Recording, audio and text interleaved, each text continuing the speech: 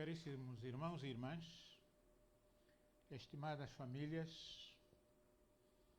reunidas nas vossas casas e provavelmente também em lugares de serviço e que tendes a oportunidade de se juntar a este programa de quarta-feira, eu quero saudar-vos em nome do Pai, do Filho e do Espírito Santo, como sempre, esperando que Deus vos tenha protegido, está presente nos vossos lugares, é o vosso socorro, fortaleza bem presente e inspira a vossa vida.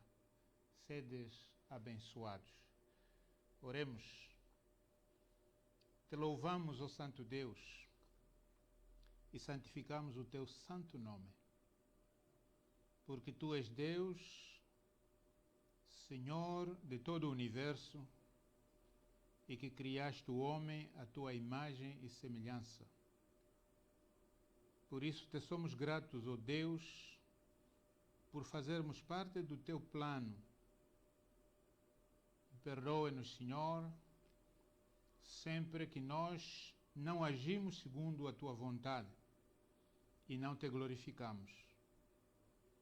Ensina-nos, através do teu Espírito Santo, a sermos fiéis à tua visão, ao teu plano, para que no cumprimento da missão que nos dá, através do teu Filho, nosso Senhor Jesus Cristo, nós possamos te honrar, glorificar e também permitir que outros possam ser salvos como nós, pela tua graça, somos salvos.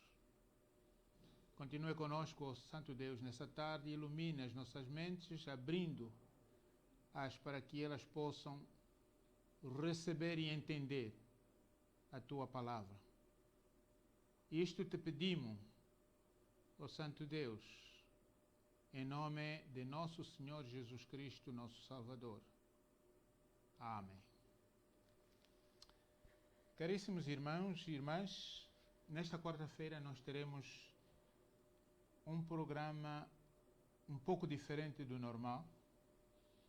Nós não teremos um sermão como tal, mas vamos introduzir uma conversa que estará ligada ao acontecimento que terá lugar neste fim de semana na província do Bié. Por isso, no nosso Sínodo Provincial do Bié.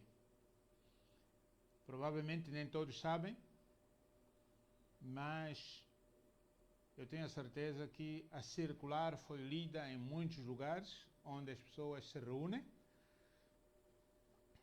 E nós aqui em Luanda, como não nos reunimos, provavelmente não sabemos o que é que vai se passar.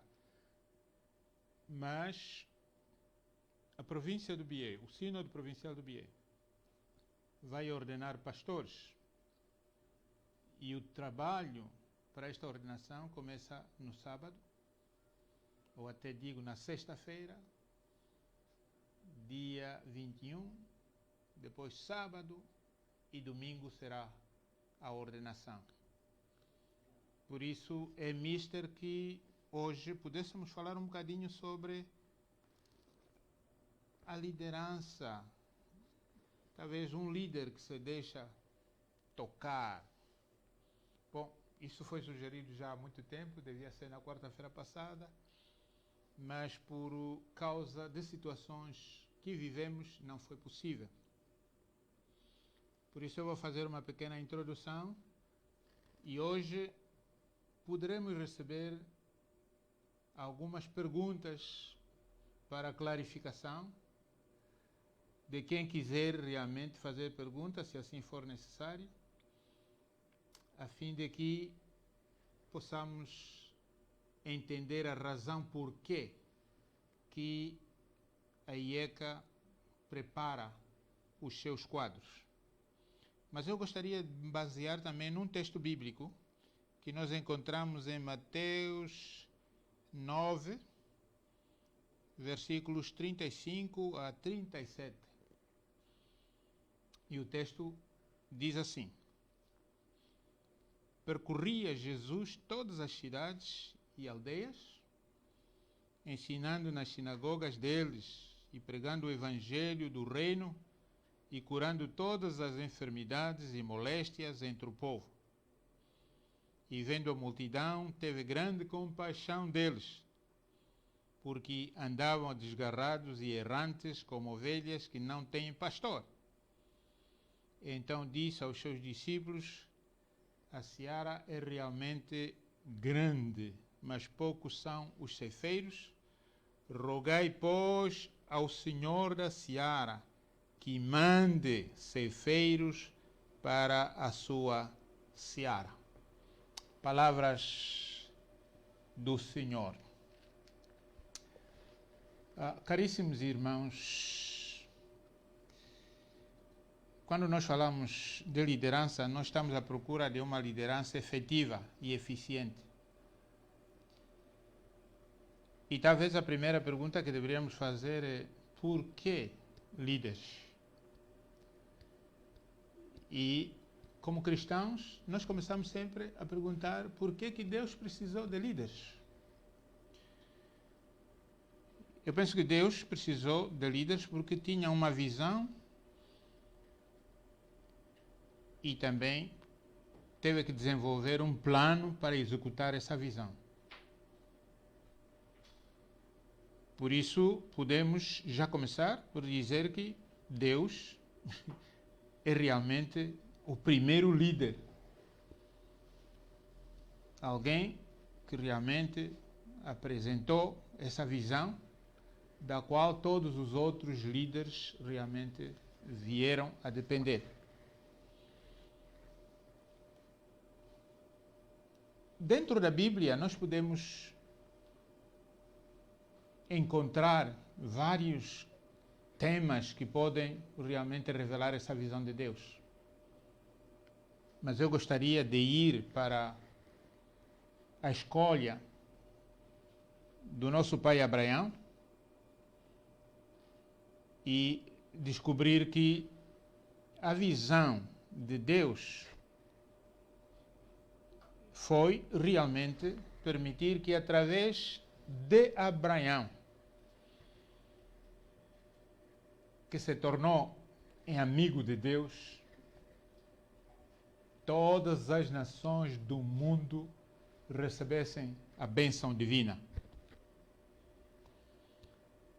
E por isso essa bênção evoluiu, passando por várias dificuldades e também recebendo vários líderes, até o tempo de Jesus, em que podemos realmente dizer que, para Jesus, esta visão foi transformada na vida abundante. Eu vim para que realmente vós tenhais a vida e esta vida seja realmente uma vida plena, abundante. Por isso, já entendemos qual é a visão de Deus para este trabalho, para realizar esta visão. Realmente ele teve que não só fazer o homem à sua imagem e semelhança, mas também encarregar este homem para ser o homem que com ele implementam este projeto, esta visão. E por isso mesmo Isaías 43 diz que os homens foram criados para a minha honra e também para a minha glória. E eu penso que a honra e a glória que Deus sente é a efetivação deste plano. O plano resulta da visão. E esta visão era realmente um reino de justiça que devia se manifestar no mundo. Em outras palavras, esta é a missão em detalhes para a implementação da visão. Agora, para isso era necessário preparação, especialmente no tempo de Jesus, e como nós lemos. porque, na realidade, a missão de Jesus também foi preparar homens capazes que pudessem realmente trabalhar no projeto que ele veio iniciar. E neste plano, a preparação é realmente o ponto fulcral, número 1. E eu penso que todas as igrejas bem conceituadas, elas têm um projeto de preparação. E nós também temos esse projeto de preparação, que começou no tempo dos missionários, em que os alunos andavam com os missionários, aprendiam à medida em que os missionários executavam, e mais tarde essa espécie de preparação se transformou numa instituição, e por isso, a partir dos anos 1914, então, nós começamos a ter uma formação teológica formal com a criação do seminário Emanuel do Donde. E este seminário passou por vários vendavais, mas hoje está outra vez no lugar onde sempre esteve, preparando quadros para a nossa igreja, e por isso esse grupo de quadros que vai ser ordenado vem deste lugar. Agora, por que nós precisamos de preparar os nossos líderes? Realmente preparar líderes é importante para o sucesso da organização e também da missão, porque os líderes devem possuir competência, devem possuir conhecimento, devem possuir visão extraordinária, devem ter conhecimento de factos e até mesmo ter boa predisposição de poder fazer isso. Por isso, devem ser comprometidos, alinhados com o pensamento da instituição. E é durante este período de preparação que este alinhamento com o programa da igreja, com a visão da igreja, também a compreensão da missão a implementar, realmente ocorre. Por isso, mesmo que os líderes sejam dotados com dons naturais ou inatos, ainda assim ninguém fará melhor sem preparação e instrução. E também uma excelente experiência ou experimentação e também um acurado seguimento. Por isso os nossos alunos têm 4 anos de formação e têm 1 ano em que esse seguimento, esse aperfeiçoamento realmente ocorre. A prática de liderança. Agora, sabemos, ou podemos saber que o líder é uma exigência do momento histórico que nós estamos a viver e também do tipo de crise que exige este líder para que neste período de tempo ele possa ajudar a resolver ou minimizar esta crise. Provavelmente dirão, neste momento, qual é a crise que nós temos? Não, penso que podemos concordar todos que, parecendo que não, nós temos uma sociedade moralmente decaída e também temos aquilo que podemos chamar um déficit quantitativo e qualitativo de líderes para atacarem ou para executarem a moralização da sociedade e promoverem uma sociedade realmente unida, justa, solidária e em paz. Eu penso que o déficit quantitativo, ou pelo menos aquilo que nós chamamos o déficit quantitativo, existe porque ainda é verdadeira a afirmação de Jesus quando disse: a seara continua vasta ou grande, como nós lemos aqui, e poucos são os obreiros íntegros, obreiros competentes, que não se deixam corromper, que não servem outros interesses senão do Senhor.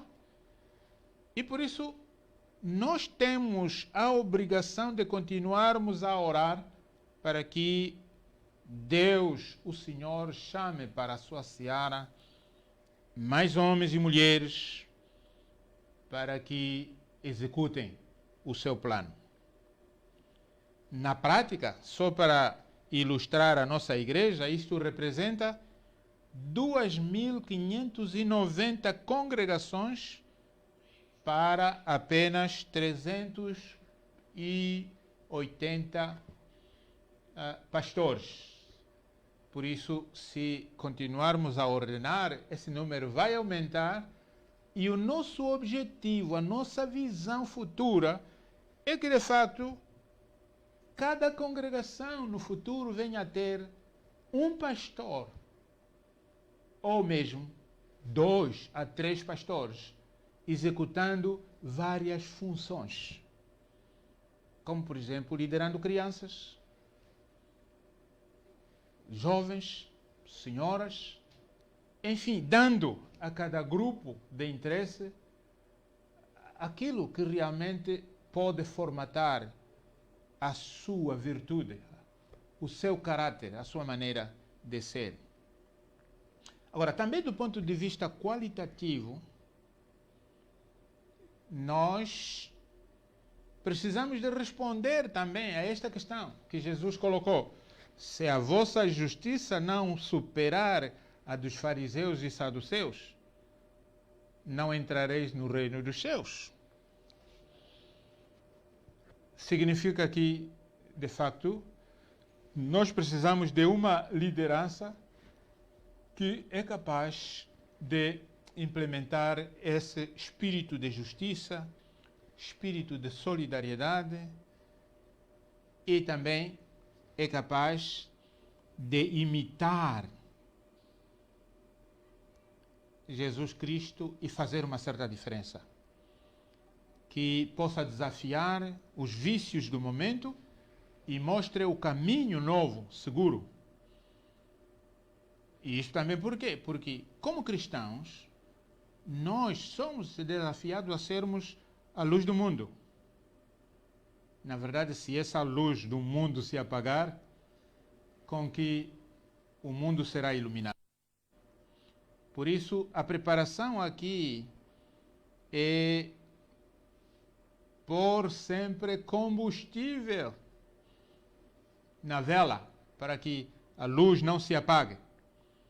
Por isso, nós não só falamos de formação até 4 anos, mas também podemos dizer que os discípulos vão aprendendo sempre. Há uma espécie de formação contínua, para que também nos possamos ajustar ao momento histórico, ao contexto em que realmente nós vivemos como líderes efetivos e que agem com eficiência. Agora, qual foi a estratégia de Jesus e que nós também podemos aproveitar? Jesus praticou uma liderança de proximidade. E nós lemos isso na Bíblia, ainda hoje, em Mateus 9, quando realmente o texto nos diz: percorria Jesus todas as cidades e aldeias, ensinando nas sinagogas. Jesus percorria as aldeias e as cidades. Ele não precisava que alguém lhe pedisse audiência. Ele ia ao encontro das pessoas. E é isso que nós chamamos liderança de proximidade. Ou também uma liderança de presença. Por isso, Jesus declarou-se enviado de Deus numa sinagoga simples e na Galileia, longe do grande templo de Salomão, e que era na realidade o centro do governo religioso e também político daquela altura. Quer dizer, só isso mostra de facto que Jesus Cristo era um líder muito especial, com um foco mais para a comunidade do que para a institucionalização. Não é um líder institucional, é realmente um líder comunitário, um líder que realmente queria falar com a comunidade, queria lidar com a comunidade. Por isso, podemos também dizer que ele foi um professor e não tanto um político estadista, mas ele foi um político. E por isso está bem claro também nas suas afirmações, dizendo que o meu reino não é desta terra. Por isso o seu reino tinha um outro condão, tinha um outro aspecto. É realmente o aspecto de servir o povo, liderar o povo, educar o povo a saber as suas oportunidades, os seus direitos e também a saber resolver os seus próprios problemas. Podemos realmente dizer que a sua visão política não se assemelhava com a visão política dos homens do seu tempo. Por isso, algumas características que realmente mostram a maneira como ele praticou a sua liderança é que, primeiro, ele disse: eu não vim para ser servido, mas vim para servir. O segundo aspecto é que Cristo veio não para salvar aqueles que são santos, mas para salvar pecadores. E esta é a razão porque ele não evitou os pecadores, não evitou os publicanos, não evitou aqueles que de fato necessitavam de salvação. Foi à procura deles. E em terceiro lugar, podemos realmente dizer que Cristo veio persuadir-nos a seguir o seu exemplo. E nos lembramos daquela afirmação quando ele disse: sabeis que sou vosso mestre, e dizei bem porque eu sou. Por isso vos dei um bom exemplo. Como vos lavei os pés, eu espero também que vós possais lavar os pés uns dos outros.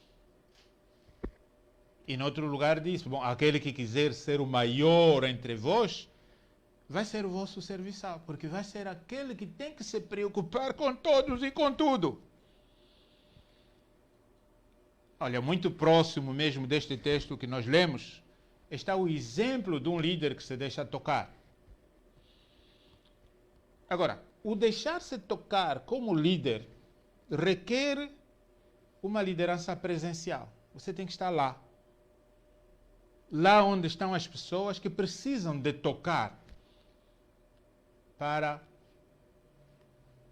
transferir as suas necessidades, os seus problemas àquele que os quer salvar. Por isso, os mais necessitados têm que ser encontrados lá no seu ambiente. Pois esses é que têm interrogações, têm necessidades e têm dificuldades que precisam de respostas e soluções imediatas. Estas necessidades são urgentes. Por isso, não se compadecem com audiências, porque necessitam de respostas imediatas. E quando Jesus manda os seus discípulos, diz: idem direitinho ao povo de Israel, com urgência. Não saudai a ninguém pelo caminho, nem levai convosco bolsas cheias de dinheiro, para não vos atrapalhar, mas ide diretamente àqueles necessitados e hospedai-vos ali onde forem recebidos, servi-vos de tudo o que vos colocarem, e quando sairdes, deixai a vossa paz, deixai os sinais do reino. Além Da presença também existe disponibilidade, exige tempo. E o tempo pertence aos liderados, não é tempo do líder, como muitas vezes nós realmente mostramos. Nós é que temos pressa, nós é que exigimos. Não, Jesus Cristo tinha tempo para os liderados. Por isso é que ele foi tocado,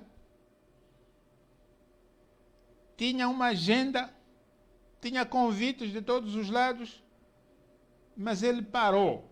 Jesus parou e perguntou: quem me tocou? Inclusive nós sabemos que os discípulos até disseram: Senhor, nesta multidão toda, como acontece mesmo agora no período do coronavírus, as pessoas falam de distanciamento, mas quando nós somos curiosos a ver alguma coisa que é novidade, muitas vezes nos esquecemos dessa atenção que devemos ter com o distanciamento. E nós sabemos disso. E por isso Jesus estava cercado de muita gente, apesar do protocolo que os discípulos estavam a querer impor, era quase impossível. Jesus foi tocado por esta mulher que pensou que se ao menos eu tocar, eu não preciso. E não sou ninguém com capacidade de fazer parar Jesus, mas pelo menos se eu tocar. E na realidade ele tocou. E Jesus é alguém que tem sentimento, é alguém que tem atenção. Ele teve muita atenção e ele sentiu que de facto alguém lhe tinha tocado. Um poder saiu da sua vida, do seu corpo, para alguém. E por isso ele parou. E isto também glorificava a Deus e dava testemunho ao seu poder, ao seu ministério. E por isso mesmo ele pediu que essa pessoa se apresentasse: quem é que me tocou? E a mulher, coitada, com medo de ser punida, porque parecia um caso que não devia acontecer, disse: sou eu, Senhor, muito humildemente. E a resposta foi: vai em paz, a tua fé te salvou. A tua fé te salvou. E talvez eu gostaria de terminar aqui dizendo que, de facto, o líder é aquele em que nós temos fé. É aquele em que nós temos confiança, segurança. Mas, acima de tudo, o líder é aquele que toma iniciativas, mostra a visão, tem um plano para oferecer, que os outros podem seguir. É alguém que sabe motivar as pessoas. É alguém que é disciplinado na sua vida, na sua maneira de ser. Mas também é alguém que atrai a atenção das pessoas para ser seguido. Talvez não é só por causa do seu carisma, mas também por causa das qualidades, das virtudes, da sua integridade. E por isso as pessoas querem segui-lo. E às vezes até por causa da contribuição que ele dá. Como ele realmente faz com que as pessoas se juntem, trabalhem juntas e tenham um objetivo a atingir e consigam alcançar esse objetivo. Estes são os líderes que precisamos. São os líderes que a igreja realmente precisa. No momento em que há tendências dentro das nossas igrejas de criarem-se tumultos que mostram que o povo vive sem pastores. Então devemos trabalhar para que isto não aconteça, para que não haja este mal-estar que realmente desfaz o espírito congregacional. Devo lembrar, para terminar, que a visão de Deus é realmente que as nações sejam abençoadas na bênção de Abraão. E isto significa o que Jesus veio fazer. Eu vim para que realmente vocês tenham a vida e a tenham em abundância. E eu quero me lembrar da visão dos missionários. Os missionários disseram: nós queremos desenvolver uma igreja de nativos capazes de amanhã governarem-se a si mesmos, mantendo uma igreja que continua fiel a Deus e comprometida com a missão de ir e partilhar o Evangelho do Senhor. Por isso, à medida em que nós esperamos que no domingo os nossos irmãos sejam ordenados, eu gostaria de convidar toda a IECA, amigos da IECA, no país e fora da IECA, para que dobremos os nossos joelhos, para que Deus abençoe os ordenandos, os faça líderes que precisamos para o contexto que nós vivemos, para o tipo de dificuldades e de crises que nós temos presentemente e Deus nos manda resolver. E que ao fazermos essas orações, também vós que orais, sedes abençoados. Amém. Por isso, se há alguém que realmente quer um esclarecimento, bom, nós gostaríamos de receber esta pergunta e realmente nós acharmos um esclarecimento desta. Eu penso que temos aqui o nosso irmão Mário Chipeio, diz que meu desejo é ver um dia 1 ou 2 pastores numa congregação. Sim, tem razão. Esta é a visão da igreja. Esta é a visão do nosso plano estratégico, que será renovado de tempos a tempos. O objetivo de formar é exatamente para que cada congregação tenha um pastor, e se até puder ter 2, respondendo aos vários ministérios que há dentro da igreja.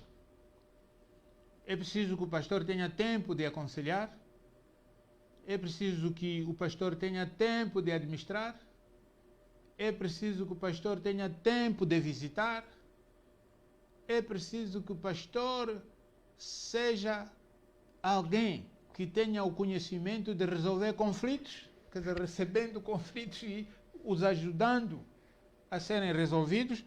Por isso, há muitos ministérios. É preciso que o pastor ensine,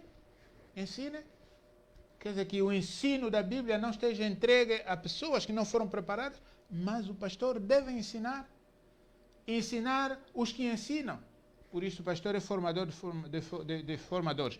Então, o irmão tem razão, que o seu sonho seja que bom seria que cada congregação tivesse um só pastor.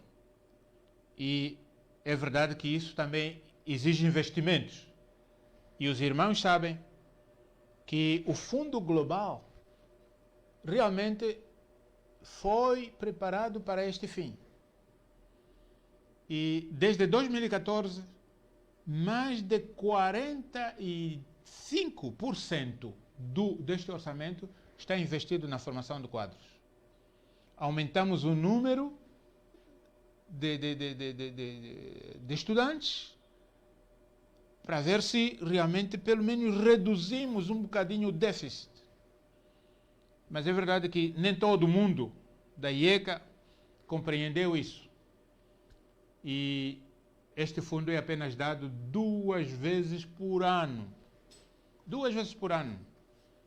O que significa que de todo o teu dinheiro que você tem durante o ano, você se der ao Fundo Global apenas 2.000 kwanzas, ou aquilo que vem no teu coração, pois nós podemos agradecer porque há gente que deu 400.000, 300.000, não sei o que, para esse fundo, e realmente esse fundo foi usado. 45% dos nossos orçamentos realmente foram destinados à formação de quadros. O nosso irmão Domingos Tiuca diz: Jesus veio para servir e não para ser servido. Jesus veio salvar o pecador e não os santos.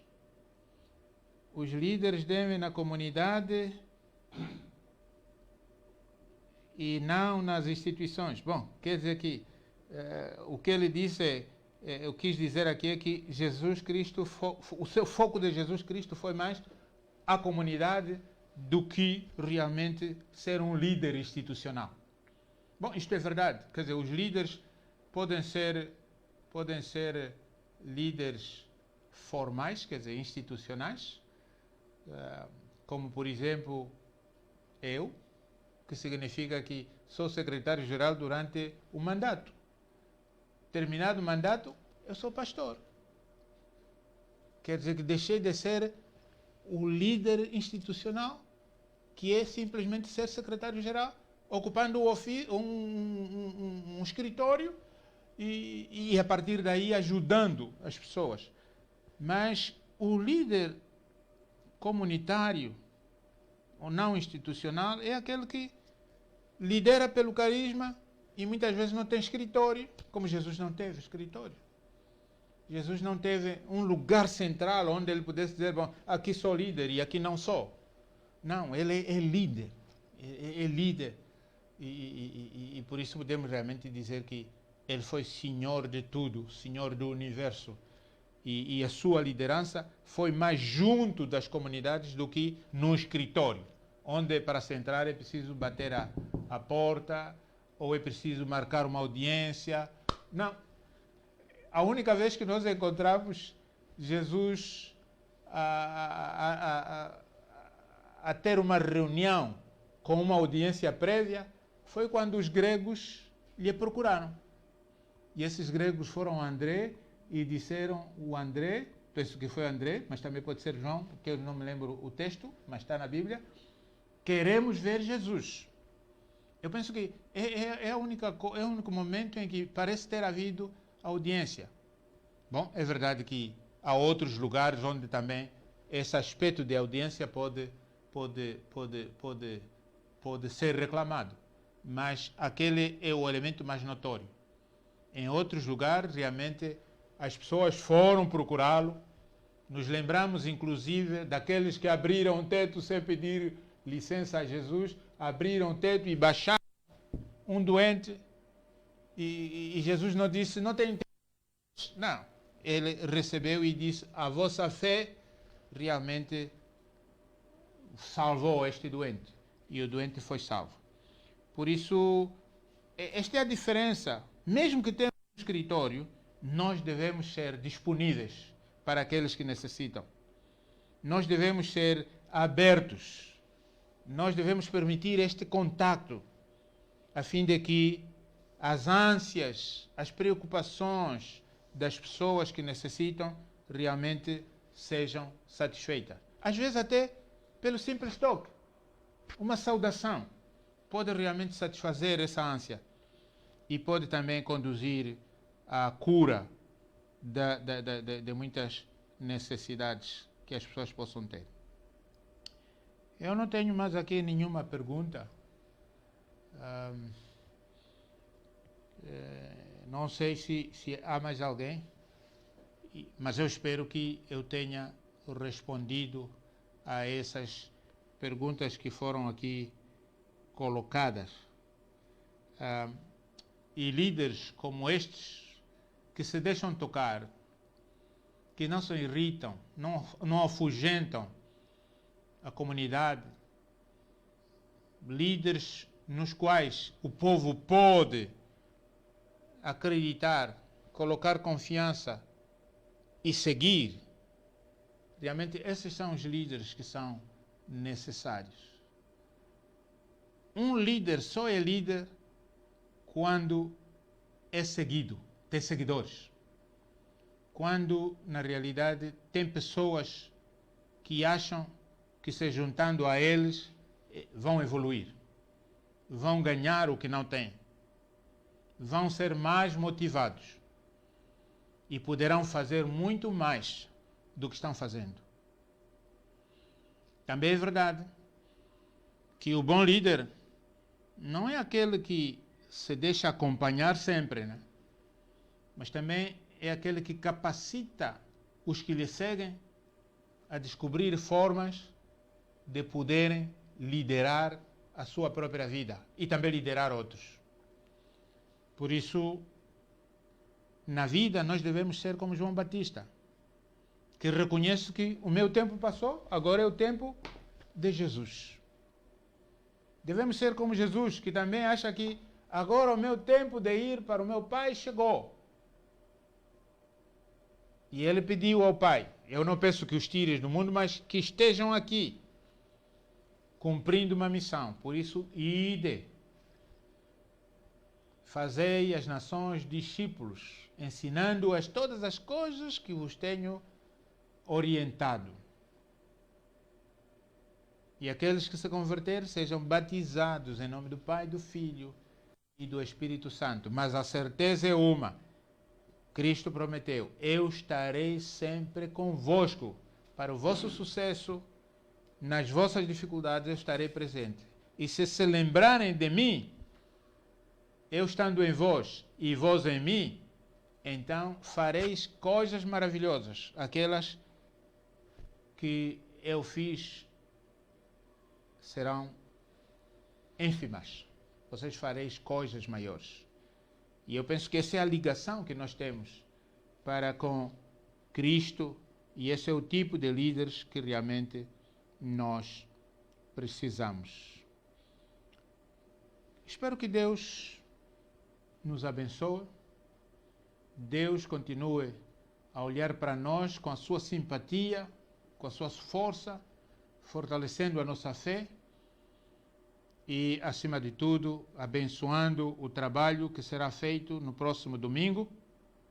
E este trabalho vai inaugurar uma série de ordenações que nós teremos, pois que nós tivemos a colheita de mais de 30 pastores no ano anterior e, por isso, vamos continuar. Esta é apenas uma parte deste número de pastores que serão ordenados, mas as outras também serão ordenadas em outros lugares, e tudo isso algo que nos foi imposto pela pandemia que nós estamos a viver.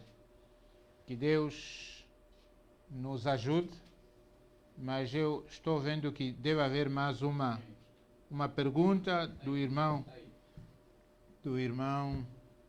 ok, que diz assim: senhor secretário-geral, por que os líderes lutam pela liderança se realmente o objetivo é transmitir a palavra de Deus?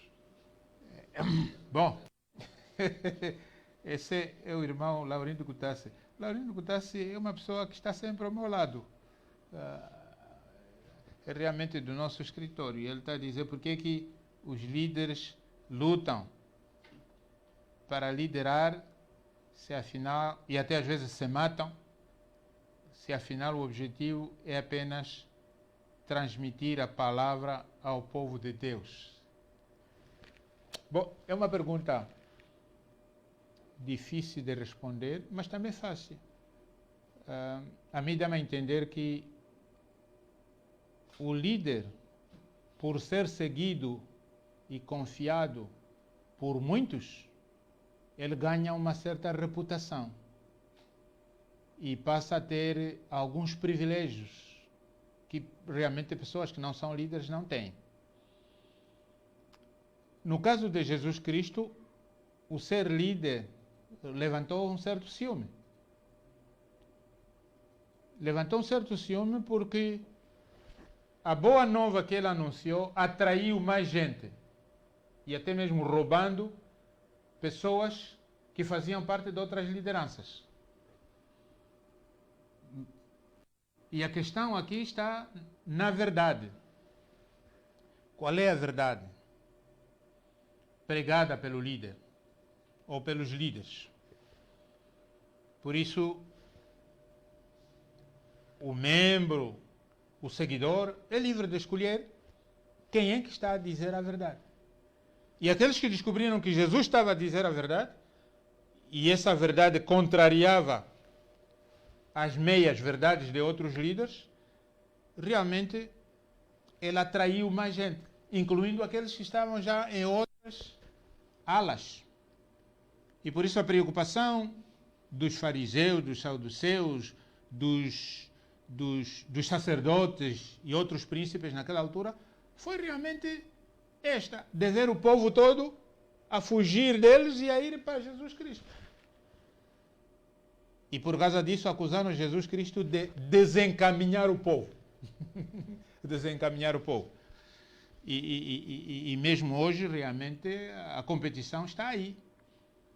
Se o povo descobre que este é o líder que diz a verdade, que tem a verdade, o povo abandona os outros líderes que são apenas mercenários. Não têm a verdade. Mas também, quem se habituou a ter seguidores, quando se vê livre desses seguidores, enche-se realmente de inveja, de raiva, de outras coisas, e então vai procurar eliminar o líder. Para que o rebanho fica outra vez como alguém que não tem pastor e volta outra vez para lá, onde já havia saído e havia sido desencaminhado. Por isso, eu penso que essas são algumas causas, quer dizer, a perca desses privilégios e estes reconhecimentos públicos, muitas vezes, que é o que mais chama a atenção de algumas pessoas, por isso leva a esta confrontação. O outro aspecto é também a falta de democracia interna. Okay? Falta de democracia interna. Há instituições que, de facto, não têm esta democracia interna, quer dizer, que não têm princípios, preceitos que realmente ajudam para uma boa governação e também para boas lideranças, criando realmente sucessões bem organizadas, reconhecendo que a liderança não é apenas um dom de uma pessoa. A liderança não é apenas um dom de um indivíduo. A liderança é algo que está presente em toda a gente. O que é necessário é animá-lo, é motivá-lo, para que realmente as pessoas possam exprimir, possam ser treinadas, possam ser capacitadas para poderem ser. E por isso, se a organização tem uma Constituição, e se essa Constituição está muito bem redigida, tem etapas próprias, como por exemplo acontece na IECA, em que um líder só tem 2 mandatos, então não há luta. Cada um, mesmo aquele que deseja, espera a sua vez e então lidera. E também podemos realmente dizer que se há diálogo dentro da instituição, se há possibilidade de que as pessoas participem, contribuam, fazem quê, então nós podemos também falar daquilo que se chama lideranças coletivas, okay? Lideranças conjuntas, em que o líder mesmo como tal não sobressai, mas você está embutido num conjunto de pessoas com os quais você partilha o poder que tens, você delega responsabilidades, eles também sabem que dirigem contigo, não é você só que está a dirigir. E como dirigem contigo, provavelmente não estão muito preocupados em te derrubar naquela altura, porque sabem que estão aprendendo e as suas oportunidades virão. Eu penso que isto é o que nós precisamos para que acabemos com aquilo que se chama uma competição maldosa, desnecessária, e que muitas vezes também faz com que os membros percam o seu tempo de serem ensinados, de aprenderem, e realmente não acontece aquilo que nós esperamos. Há mais uma pergunta. Como está a participação feminina na liderança da igreja? Essa é boa, porque esta apresentação não devia terminar sem trazer este aspecto do gênero. A Igreja Evangélica Congregacional, desde que ela começou, dá muito valor e importância à participação da mulher no ministério e na liderança da igreja. É verdade que até aqui ainda não surgiu nenhum secretário provincial, mas já tivemos uma secretária provincial, do Sínodo Provincial, e a igreja está a caminho de ter mais secretárias provinciais e até mesmo uma secretária geral no futuro. E para isso, nós podemos voltar para o capítulo da preparação. É necessário realmente que no processo de preparação, de treinamento dos nossos líderes, nós possamos também motivar e atrair meninas para que façam parte de grupos de líderes a serem treinados dentro da igreja. É verdade que neste momento nós temos cerca de 15 meninas a estudar. Algumas delas são finalistas já, estão no campo. Outras ainda estão no seminário, embora interrompido por enquanto. Mas nós estamos a trabalhar no sentido de, através dos instrumentos digitais, para ver se terminamos esse ano. Não seja um ano em vão, terminamos, e por isso mais meninas irão para o período de preparação para a ordenação. E pensamos que outras meninas valorizem também o ministério pastoral, e talvez não só o ministério pastoral, mas há muitos outros ministérios dentro da igreja, como por exemplo a administração, como por exemplo a educação cristã. Também podemos falar do ensino catequético, nos projetos sociais, onde realmente nós precisamos a mão de todos, dos homens e também das mulheres. Por isso, dentro da Igreja Evangélica Congregacional, o caminho está aberto. Esteve sempre aberto, não só agora, mas desde a era missionária, sempre nós tivemos esta abertura para que as mulheres realmente participem e também falem, contribuam, sejam realmente líderes. Não só líderes de senhoras, mas líderes de grupos de interesse e também líderes da igreja, líderes de congregações. Eu penso que aqueles que têm pastoras poderão dizer que isto é verdade dentro da IECA. Bom, eu penso que, olhando para o nosso tempo, nós devíamos terminar por aqui e talvez prometer que no domingo nós não teremos o culto que temos tido, mas todos nós vamos participar, mesmo através dos nossos telemóveis, computadores, no programa do Facebook da IECA. Vamos participar aí e acompanharmos o culto de ordenação que terá lugar provavelmente na catedral ou na nossa igreja central lá no Cuito, Bié. Por isso, nós não estaremos aqui naquele domingo, vamos acompanhar este culto pelo Facebook e eu também espero que façam o mesmo nas vossas casas e que Deus continue a abençoar-nos, a acompanhar-nos ao longo deste tempo, cuidar de nós, cuidar do nosso país, proteger-nos desta hecatombe para que realmente diminua, desapareça e nós estejamos livres para podermos outra vez continuar a glorificar o nosso Deus na paz e na boa saúde. Por isso, esta é a nossa oração, é também a súplica de todos vós, para que realmente nada nos possa parar. Oremos. Deus Pai, Deus Filho, Deus Espírito Santo, Tu que nos fizestes a Tua semelhança e nos deste este privilégio de apreciarmos as Tuas maravilhas,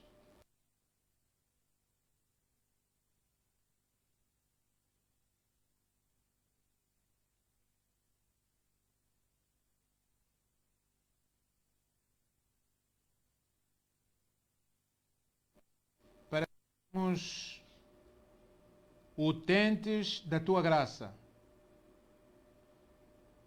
nomeados filhos, para irmos e testemunharmos o Teu santo nome. Te somos gratos por isso, ó Deus. Te suplicamos para que continue presente nas nossas vidas, presente nos planos que o Senhor nos inspira e principalmente no que nós aguardamos acontecer neste fim de semana.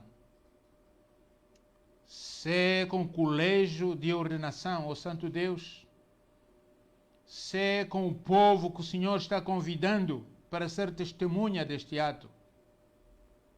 Abençoa a Tua igreja em Angola, para que possa cada vez mais receber no seu seio aqueles que o Senhor convocou e enviou para serem portadores da sua mensagem.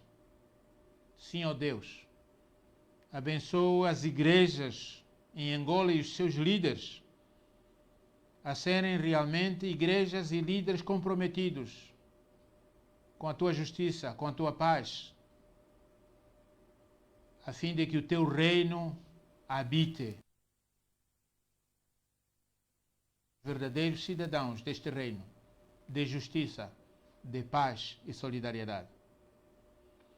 Agora, Senhor, olha com compaixão para todos aqueles que se encontram nos hospitais, aqueles que se encontram em centros de quarentena, a serem acompanhados, ó Santo Deus, para que em nome de Jesus sejam sarados. Proteja os enfermeiros, médicos, paramédicos e todos aqueles que estão expostos, incluindo membros das nossas forças de segurança. Tu, Senhor, os conhece. Tu, Senhor, conhece o que vai pelas suas vidas, pelos seus corações.